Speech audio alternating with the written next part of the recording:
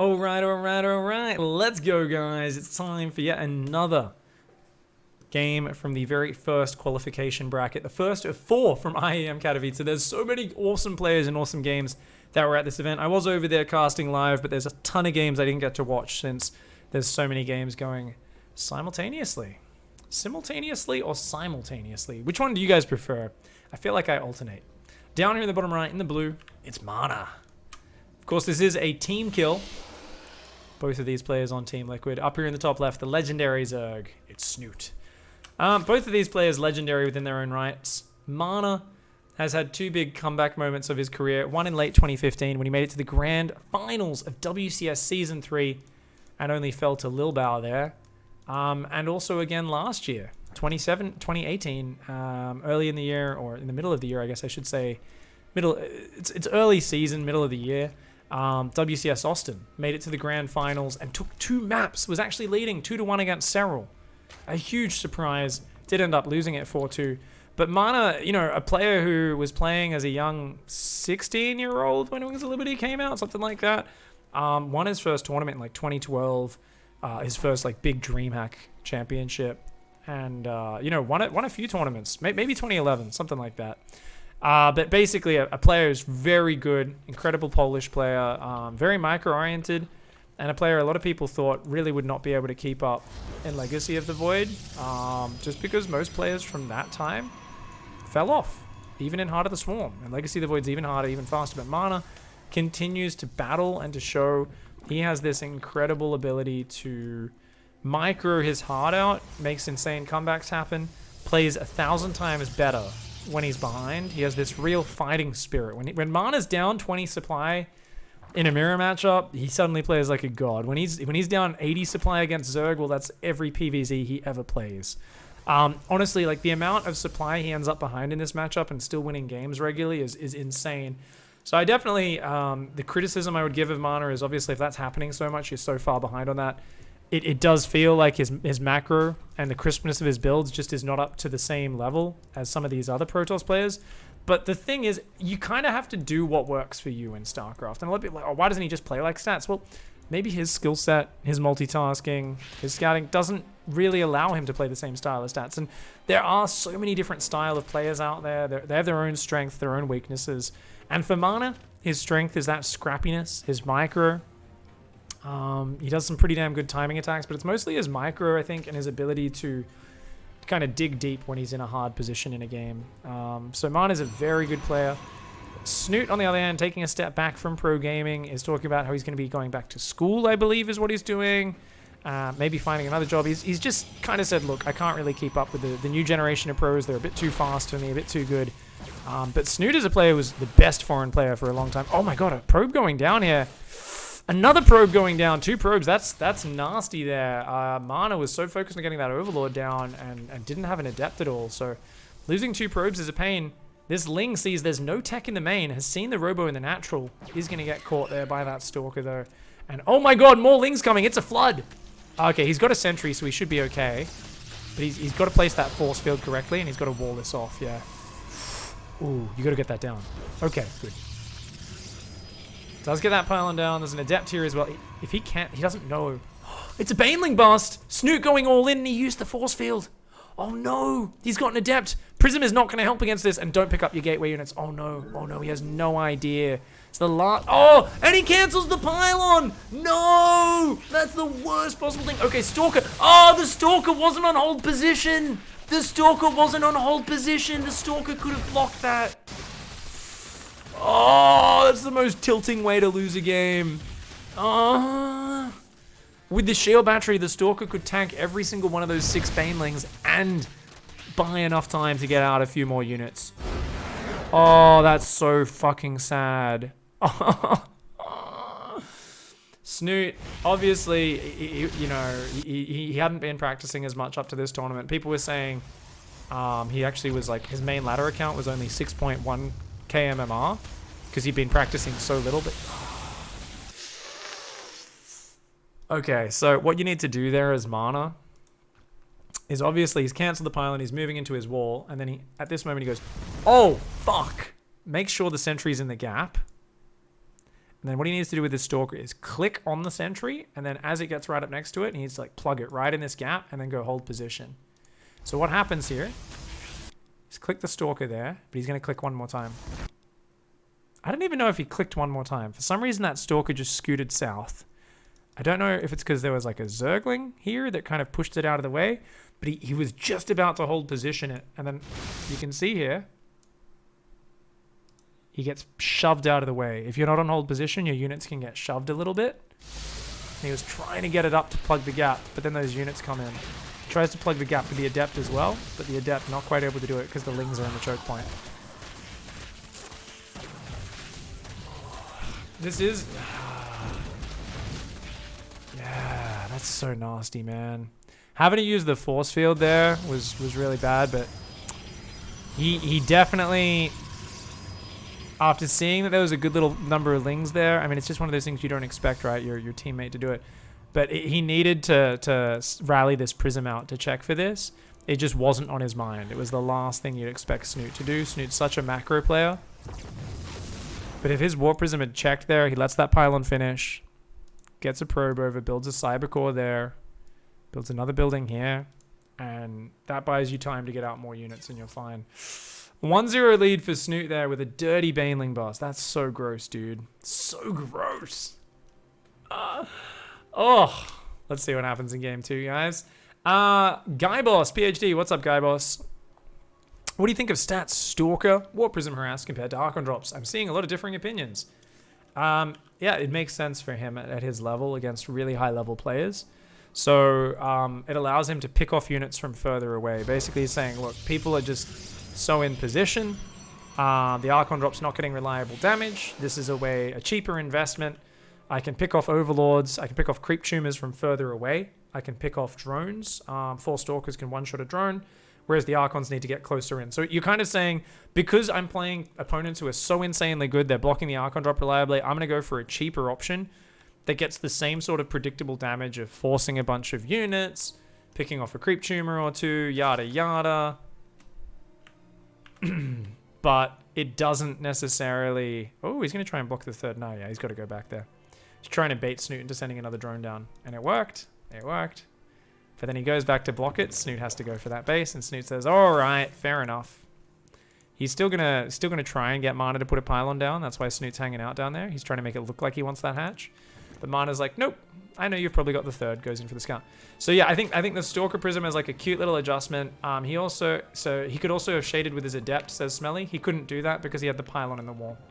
And his Adept only popped out just kind of as the Banelings were morphing as well. You got to remember he didn't have an Adept early in that hold in the previous game. So back on the Stalker drop. Let's try and stay focused on one discussion pig. Don't talk to 3 different people in chat about 3 different conversations or it's a terrible viewer experience.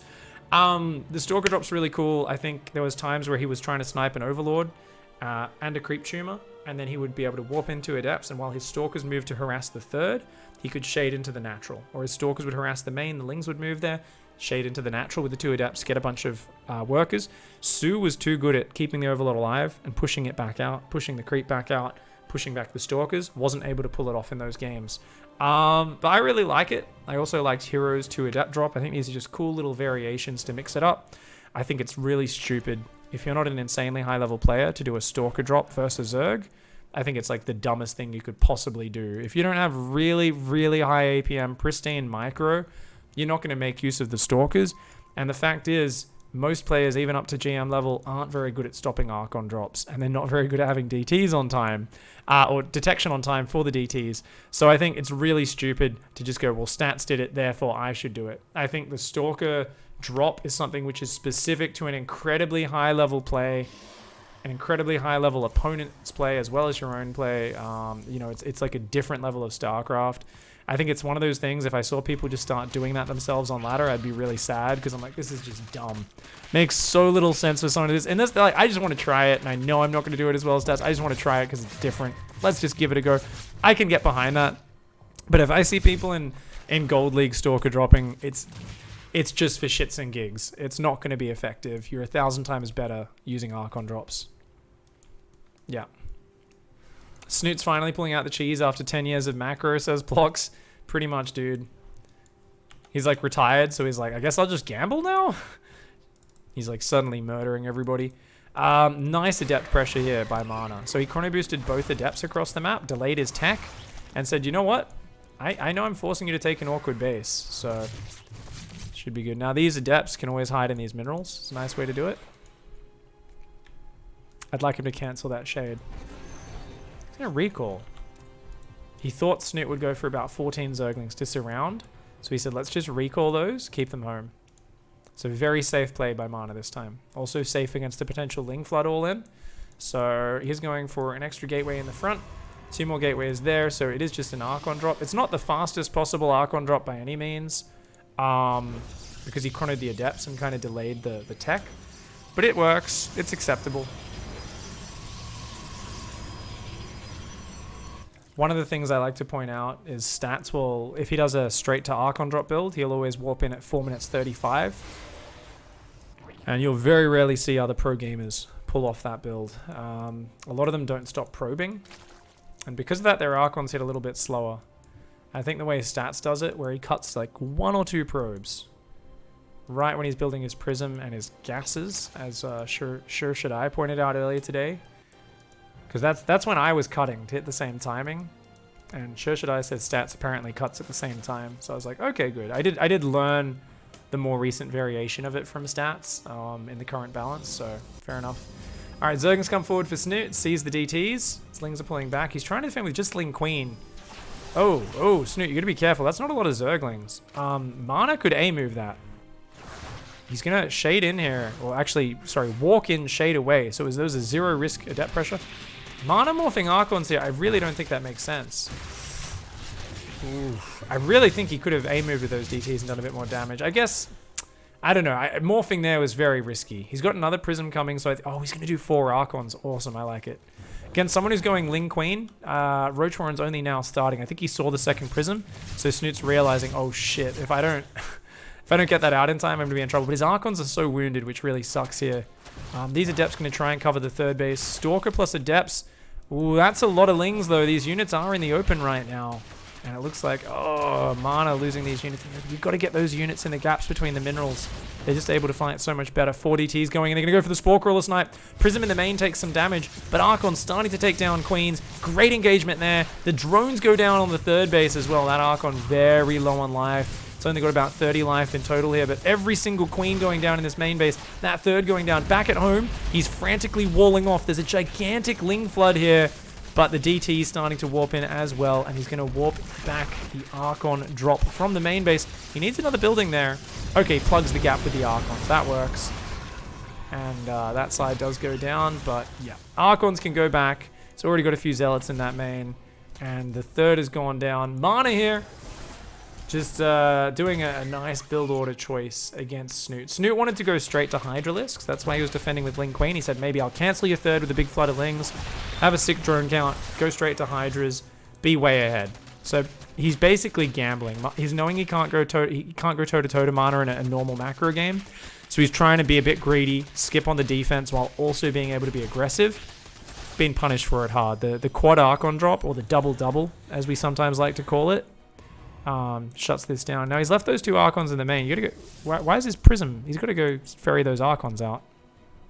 This is the most hilarious wall off now. Oh my god, that's so weird. It's got like choke there and a choke there. Double choke. The double choke BDSM wall off over here. That's what we call it. Choke there, choke there. Make sure you remember your safety word if you ever play this one as Protoss. It's a little bit nasty. Ling's gonna start to take down that Nexus. Nice kill here for Snute. I mean, Snoot's obviously worse off 2 base versus 2 base than Mana. But Mana, I feel like his follow-up has been a bit wounded. He's taking forever to put down more pylons. He lost his Robo? No, he didn't. Why is he building another Robo? It's odd. Mana finally getting this third down, getting charge up. Just took a while. And he's got 4 Archons over here. There are 11 Roaches and 5 Queens, so I think that's enough to defend this, especially as these other Roaches pop out. But Snoot's got to get his units together.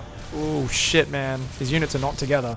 The Roaches finally do get down here. Good pullback on the Queens on the south side. Going to force Mana to pull back. And Mana can just keep rotating around. Has he got an Observer out? No observer. It's a little bit of a mistake. You really want to have an observer so you can pick off creep as well. And just keep looking for bits of damage. A couple of sentries there. Third base is up. Lots of zealots. Still warping in Archons off DT tech, which is very expensive. I much prefer in this scenario for Mana to get a Templar Archives. He's got the gas for it. And he's going to get a Stargate. So he's worried about a Mutas. I feel like Mana's in his own head a little bit in this game. I mean, I get like... Yes, your opponent could come back with that, but I think the answer to Mutas is not to go Stargate and Phoenix here. The answer to Mutas is to push across the map right now. So I feel like he's doing two things to cover the same option. You don't need to go Phoenix and push. If you're going to push, that should get the job done in of itself. You don't need the Phoenix as a follow-up. Just build a cannon in each mineral line, right? Because you know Snute's on 2 base, maximum 7 or 8 Mutas come out. This is not going to be 20, 30 Mutas. So I think Mana here showing a bit of indecisiveness after dropping a map to Snute. It's a lower bracket game. If he loses this game, he's out. I think that's like the line you have to toe as a pro gamer is, you know, make sure you don't die to anything silly. But at the same time, you can't be overly afraid of silly things and dying to them. Because the moment you're overly safe, shit gets really bad for you. That was some beautiful force fields. Lots of Snute's roaches going down. He's Ling counter-attacking, but that Immortal and Zealot easily going to hold on to the door. The Archons and Immortals continuing to just crash forwards. He's out of force fields, but Zealot Warpins ruin the flank. That's still a ton of Archons and Immortals moving forward here. The Immortal in the back not helping. Get forward. Go help. Mana microing it forward. He's like, get in the fight. It keeps killing Lings. It's like, shoot the roaches, you stupid Immortal. But Mana does end up cleaning that up. So GG, well played by Mana. Much better game there, but definitely looked like he was a little bit panicked when that game got chaotic. So tied up 1-1. And Mana definitely looking like the stronger player in that game. But as we said, Snute was really not ready for the second Prism and the 4 Archons at all. So it's tied up 1-1, guys. Let's go into the third and final map of this best of 3 series.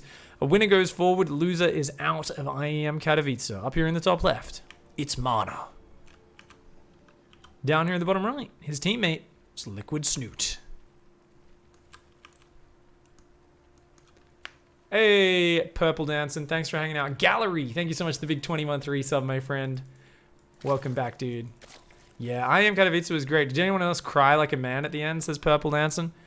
I did. I think I cried like a man. I think a lot of people cried like a woman, like a man. I think we all cried. I think whether it was like a man or a woman, I think we can all agree we were crying our fucking eyes out when Sue finally won a big $150,000 tournament. It was beautiful. It was great. I think we're all very happy with that story at the end there.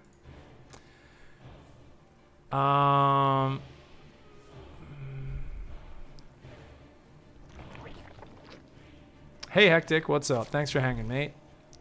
Thank you, thank you, thank you. One tournament isn't enough to make a wide sweeping judgment on balance. Yeah, I mean, I think people were already complaining about balance a little bit and TVP having issues. A lot of the Terrans were eliminated by Zergs as well. I definitely don't feel like the Terrans were all playing the right strategies at the same time, though. I'd be totally okay for Terran to get some buffs. Honestly, I think the biggest story out of Katowice is, for me, is that Euthermal is the unluckiest human in the entire world. Once again, barely not making it out by a single map. A single map. Seriously. Previous 2 years, he went 3 wins, 2 losses in his group and didn't make it out. His top 3 make it out of each 6-man group. Sue lost all 3 games in his first series, won the next 2, and got out of his group with a 2-3. Ends up winning the entire goddamn tournament. Absolutely insane. People can be like, Pig, you're spoiling the results. Yeah, I don't know, man. I'm not trying to... The aim of these casts is not to be like, look at these hype games. Oh, what's going to happen? It's more analytical. Yes, I didn't see all these games. So I'm excited, and I will shout a little bit and get all excited and all that sort of stuff. But I think, you know, you're probably living in a StarCraft hole if you haven't already seen the finals results by the time you're watching this. So I think that's a very small number of people, and you all should definitely have followed the live streams. If you didn't, you're missing out. If you're a YouTube watcher and you only watch on YouTube, they were live streamed on YouTube as well. I think there's like 10,000 people watching at some points. Whereas YouTube normally doesn't have nearly as many viewers as Twitch. And you can always catch up on the ESL YouTube channel. ESL StarCraft? They have a separate StarCraft YouTube channel? Or is it just on the main ESL channel? I don't even know. I very rarely watch ESL games on YouTube.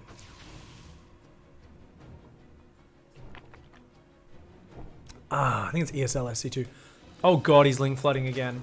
Only 18 lings though. It's not as all in, guys. There's a Stalker in the wall. Mana did not see a third base. But he went Stalker first. Okay, he keeps the Adept at home. Ling flood coming in. Alright, Mana. Oh god! Where's the probe? That was such a slow pull. Okay. It was good enough. Shield battery goes down. He's got to... Oh man, he's going to lose that gateway. There's too much surface area. Needs to chrono an Adept out of that right now. We're a Sentry. Sentry or an Adept right now. Where's the Oracle? Where's the Oracle? Oh god, oh god. That gateway is going to fall fast. Turns on the Oracle beam. He's got another one on the way. Okay, he's looking for Banelings. That's why he moved to the right there. Turns off his laser beam. Lings are going to come back in. The Adept already has 5 kills.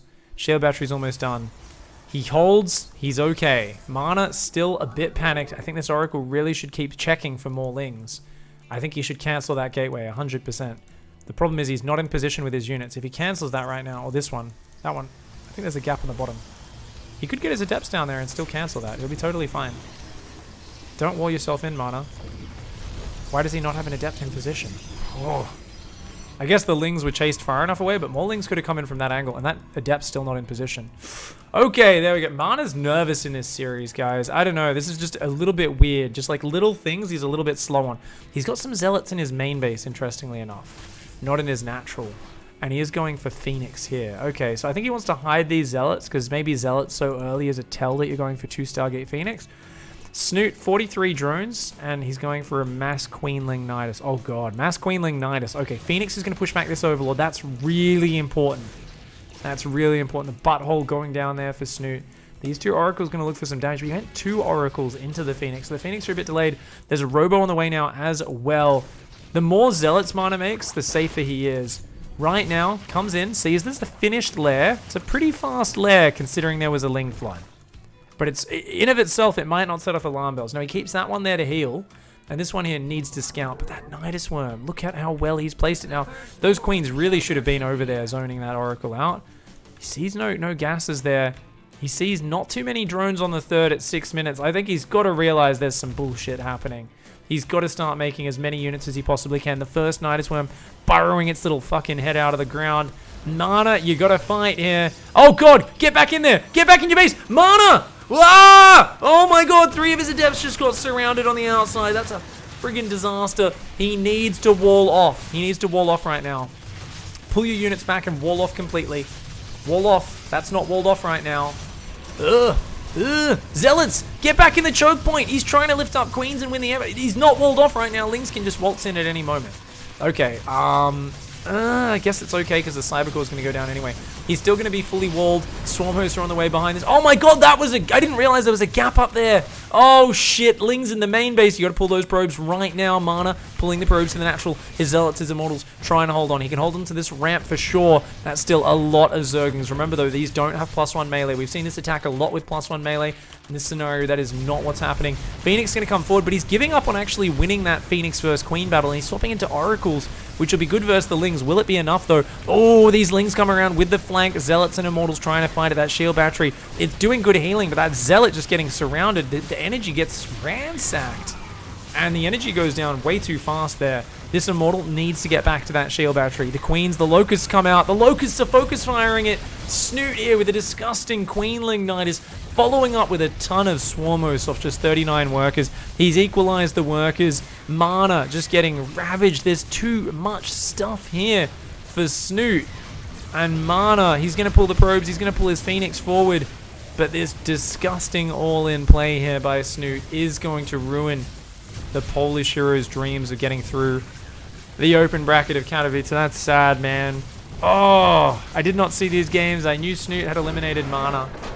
And Mana was very upset. He lost to Lenok in the upper bracket, Snute in the lower bracket. and he tweeted, "I lost to 2 retired players. Fuck my life." Something along those lines. He was really cut up about it.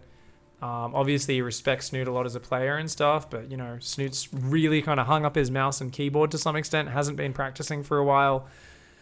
Didn't do a lot of practice before this tournament, so Mana was really cut up to lose there. But some great build choices by Snute. Really hard to stop. Yeah, it's rough. It's rough. I feel like Mana maybe overreacted a little bit to the early lings. And then, you know, the 2 Stargate Phoenix, like I do think he needed to keep walling off there to buy more time. I think he needed to wall off the south side of the wall off the north side, or at least hold position his units. Once those lings got in the main, really created too much chaos for him. And I think he should have kept committing to the Phoenix to try and overwhelm the Queens. It's hard to say, though, because often they'll pop out and build spores, and his Phoenix count wasn't quite where it needed to be. So GG, well played to Snute. That was insane. I was not expecting Snute to do very well this tournament, but good to see him just picking some nice gambly builds and smashing it. So GG, well played, and bad luck, Mana.